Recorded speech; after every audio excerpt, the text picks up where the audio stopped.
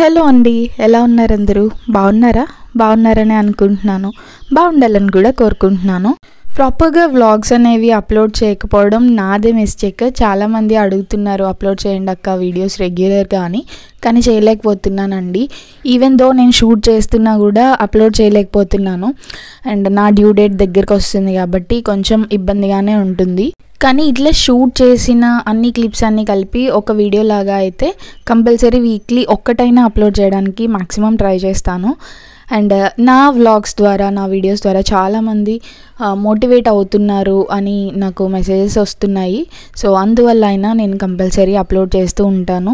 So yes, ఇప్పుడు 2024కి నేను attempt ఇస్తున్నానా ఇవ్వట్లేదా అని చాలామంది అయితే అడుగుతున్నారండి. నేనైతే మీకు క్లారిటీ ఇద్దాం అనుకుంటున్నాను. 2024కి అటెంప్ట్ అనేది ఇవ్వట్లేదు because of my health issues and problems, కొన్ని పర్సనల్ రీజన్స్ వల్ల. సో దానివల్ల నేను ఇవ్వట్లేదు. కానీ 2025కి ఇస్తున్నాను. ఏది ఇచ్చినా కానీ మనకి చాలా లిమిటెడ్ టైం ఉంటుంది. ఈ లిమిటెడ్ టైంలో సిలబస్ కంప్లీట్ చేయాలి, నెంబర్ ఆఫ్ రివిజన్స్ చేయాలి. చాలా బల్కీగా ఉంటుంది సిలబస్. అది కంప్లీట్ చేయడం అంటే ఒక పెద్ద టాస్క్ అనమాట. అది ఏ ఇయర్లో ఇచ్చినా సరే ప్రాసెస్ అనేది సేమ్ ఉంటుంది. చాలామంది నన్ను కామెంట్స్లో అడుగుతున్నారు, బుక్ లిస్ట్ 2026కి బుక్ లిస్ట్ చెప్పండి, 25కి బుక్ లిస్ట్ చెప్పండి, 24కి బుక్ లిస్ట్ చెప్పండి అని. నేను బుక్ లిస్ట్ వీడియో ఏదైతే చేశానో ఆ వీడియో అన్నిటికీ వర్తిస్తుందండి. ఎందుకంటే మనకి ఇంకా సిలబస్ ఏం మారలేదు. సో అయ్యే బుక్స్ ఉంటాయి, అవే టాపిక్స్ ఉంటాయి, అదే సేమ్ ఉంటుందన్నమాట. సిలబస్ ఎప్పుడైతే చేంజ్ అవుతుందో మేబీ అప్పుడు కూడా సేమే ఉంటాయి బుక్ లిస్ట్. మేబీ ఏమైనా యాడ్ అవ్వచ్చేమో అని నా ఒపీనియన్. అంతేగాని ఇప్పటివరకు అయితే ఎట్లాంటి చేంజెస్ జరగలేదు. జస్ట్ ఆ ప్యాటర్న్ వైజ్, అది కూడా ఆప్షన్స్లో ప్రిలిమ్స్కి మనకి చేంజ్ అనేది లాస్ట్ ఇయర్ వచ్చింది. సో ఈ ఇయర్ ఎట్లుంటుందో మనం చూడాలి. దాన్ని బట్టి ఆ చేంజెస్ని మనం తీసుకురావాలి తర్వాత, ఇప్పుడు కాదు. సో మీరు ఇప్పుడు దీని గురించి ఏమీ ఆలోచించాల్సిన అవసరం లేదు. అసలు ప్రిపరేషన్ స్టార్ట్ చేయకముందే సీసాట్ ఉంటుందా, నెక్స్ట్ ఇయర్కి ఆప్షనల్ ఉంటుందా ఉండదా, మనం చదవాలా, చదివితే టైం వేస్ట్ ఏమో, ఇవన్నీ అసలు మనకి ఎందుకండి, మీకు ఎందుకు?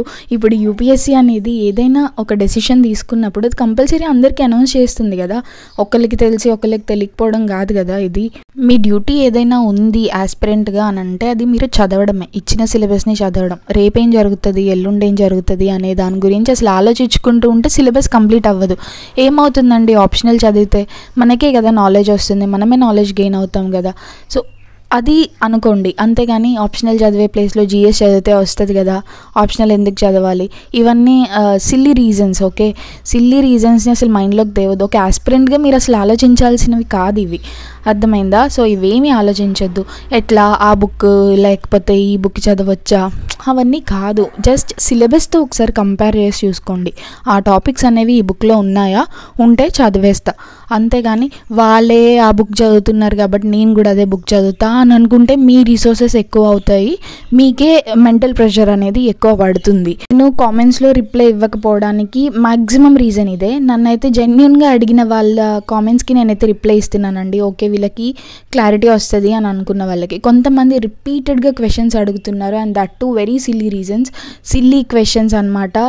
అవి నేను ఎట్లా ఆన్సర్ చేయాలో నాకు అర్థం అవ్వట్లేదు. సో నేను అందుకే ఆన్సర్ చేయట్లేదు.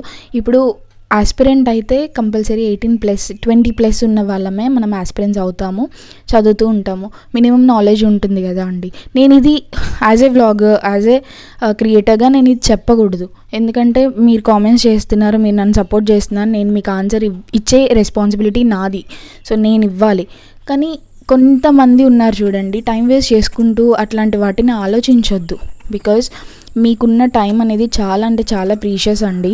ఉన్న టైంలో యూపీఎస్సీ మనకి ఇచ్చిన సిలబస్ని కంప్లీట్ చేయడానికి ట్రై చేయండి. మనకున్నది ఏంటి, only 3 prelims, mains and interview. So ప్రిలిమ్స్కి, మెయిన్స్కి సిలబస్ అనేది మనకి మన కళ్ళ ముందే ఇచ్చేస్తుంది యూపీఎస్సీ. సో ఆ సిలబస్ అకార్డింగ్ మనం చదవాలి. ఏం చదవాలి అనేది క్లారిటీగా మైక్రో టాపిక్స్ని మీరు చూస్తే ఈజీగా అర్థం అవుతుంది అనమాట. సో మైక్రో టాపిక్స్ అని ఎందుకు రిఫర్ చేస్తానంటే, అది కూడా యాక్చువల్లీ నేను మైక్రో టాపిక్స్ అని నేను రిఫర్ చేసినప్పుడు కూడా చాలామంది అన్నారు, అమ్మో ఇంత బల్కీగా ఉన్నాయేంటని. అది బల్కీ కాదండి. యూపీఎస్సీ ఇచ్చిన సిలబస్ని మనకి each point to point already అర్థమయ్యేలాగా మెన్షన్ చేసి ఇచ్చిన సిలబస్ అని మైక్రో టాపిక్స్ సిలబస్ అంటే. మైక్రోటాపిక్ సిలబస్ వేరు, మైక్రోటాపిక్ సిలబస్ వేరు అని కాదు, సేమ్ సిలబస్ ఉంటుంది.